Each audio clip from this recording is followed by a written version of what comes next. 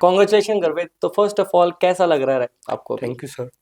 काफ़ी great feeling है, मतलब थोड़ा अनरियलिस्टिक ही है कि अच्छा। ऐसे रैंक आ गई। नहीं, आपने थ्रू आउट ईयर मेहनत की है, ऑफ कोर्स ये उसी का आपके पास में नतीजा है।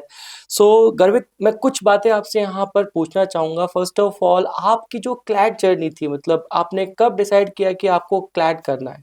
मैंने 11th में ह्यूमैनिटीज़ ली थी हम्म। और लॉ मेरे मतलब फैमिली में किसी ने भी अभी तक नहीं करा है। ओके। तो मुझे मेरे अंकल ने भी सजेशन दिया था और हम्म। फादर ने भी सजेशन दिया था। हम्म। फिर मैंने इस पे थोड़ी रिसर्च करी तो हम्म। मुझे लॉ प्रेप के बारे में भी पता पड़ा था। हम्म। तो मैं यहाँ आया था 3 दिन की डेमो क्लास के हम्म। लिए।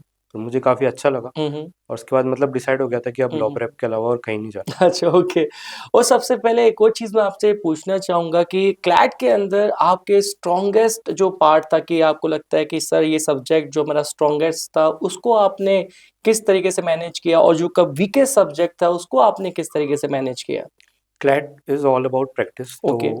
लीगल सेक्शन मेरा स्ट्रॉन्गेस्ट था, हुँ, हुँ, तो हुँ। उसको जितनी हो सकती थी मैंने उतना प्रैक्टिस करा। हुँ, हुँ। लॉ प्रेप ने काफ़ी मॉड्यूल्स हुँ, प्रोवाइड कर हुँ। रखे थे, हुँ, हुँ। तो उनको जितनी बार हो सकती थी उतना प्रैक्टिस करता था। हुँ, हुँ। कोई पैसेज डिफ़िकल्ट आया हुँ, हुँ। कि समझ नहीं आ रहा है, हुँ, हुँ। तो डाउट्स लेता था फैकल्टी के पास आके, हुँ, हुँ। तो वो ईज़ी वे में उसको समझाते थे। हुँ, हुँ। वो वीकेस्ट सेक्शन मेरा क्वांट्स ही था, हुँ, हुँ। तो क्वांट्स में प्रैक्टिस करनी है। रेशियो प्रोपोर्शन और परसेंटेज ये सबसे बेसिक टॉपिक है, हुँ, हुँ, हुँ। तो इनको जितनी बार प्रैक्टिस हुँ, करोगे हुँ। उतना, क्योंकि ये टॉपिक हर उसमें आ जाते हैं, हुँ, हुँ, हुँ। जितने भी टॉपिक्स है क्वांट के। कनेक्टेड, हाँ, इंटरकनेक्टेड तो है। ये हुँ, हुँ। कनेक्टेड है, तो इनको हुँ, हुँ। काफ़ी प्रैक्टिस करा, हुँ, हुँ। बेसिक्स मजबूत करे, फिर उससे ही ओवरकम हो गया। हुँ, हुँ। तो मतलब आपके अकॉर्डिंग फैकल्टी इनपुट जो है वो बहुत ज़्यादा मैटर करता है। फैकल्टी इनपुट बहुत ज़्यादा होता है, हुँ, क्योंकि हुँ। क्लैट मतलब 20% एक तरीके से आप फैकल्टी का ले सकते हो हुँ, और हुँ। 80% आपकी सेल्फ स्टडी। राइट। लेकिन उस 20% के बिना आपका 80% नहीं हो सकता। हुँ, हुँ। और एक और, आप अभी 12th में हैं, स्कूल के अंदर हैं, और उसके साथ में आपने ये रैंक अचीव की है, तो आपने ये कैसे मैनेज किया? क्लैट की प्रिपरेशन भी है, स्कूल का भी है, दोनों को आप बोर्ड में भी है, तो आपने किस तरीके से मैनेज किया इसको? स्कूल में ऑल्टरनेट डेज जाने लग गया था हुँ, हुँ। 12th में जब आया हुँ, हुँ, था। हुँ, हुँ। और स्कूल पे पहले मेरा फोकस था, लेकिन जैसे जैसे क्लैट पास में आया तो उसको थोड़ा एक बार साइड में रख दिया हुँ, हुँ, हुँ। कि एक बार क्लैट देख लेते हैं। हुँ, हुँ।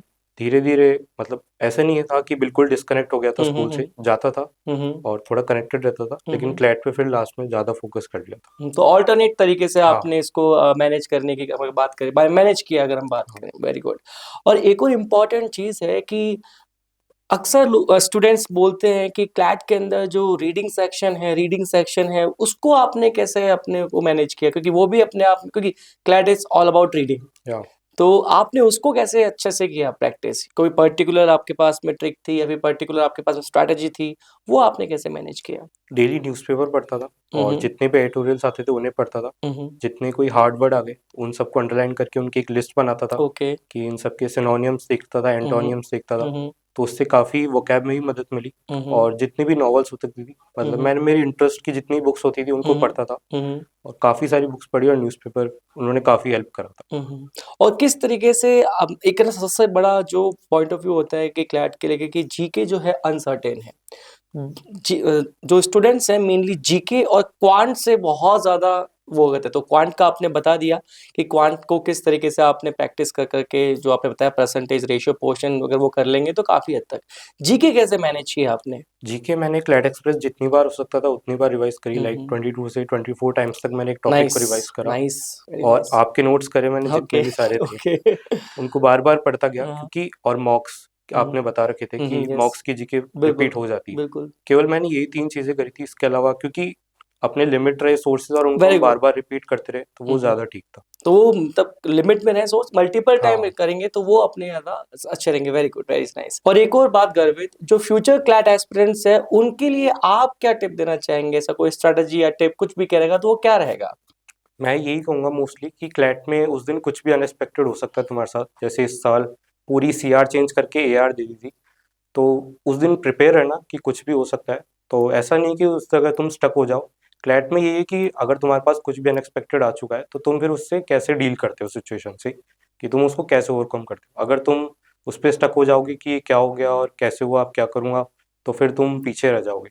तुम्हें उस दिन आना चाहिए कि तुम उस चीज़ से कैसे लड़ते हो और कैसे फेस करते और गर्वित, आपका क्लैट 2026 के अंदर स्कोर कितना रहा हो। और रैंक कितनी रही एक बार? स्कोर मेरा 89.25 था और हम्म। रैंक मेरी एसटी कैटेगरी में 4th थी। ओके, तो गर्वित अभी आपका क्या प्लान है? फ्यूचर गोल क्या है कि क्या करना है? फ्यूचर में मेरा ये है कि मैं जुडिशरी में जाना चाहता हूँ, ओके लाइक आरजेएस में कि मेरे काफ़ी इंटरेस्ट है, तो मैं ओके ओके जुडिशरी में ओके जाऊँ।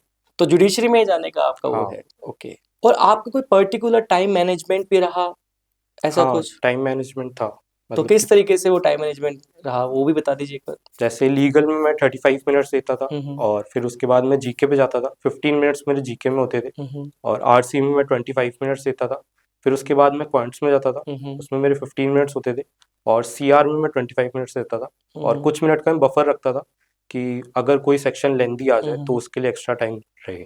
तो अपन कह सकते हैं कि आपको टाइम मैनेज करना पड़ेगा इस चीज़ों के, हाँ। ठीक है ना? Thank you very much, करमित।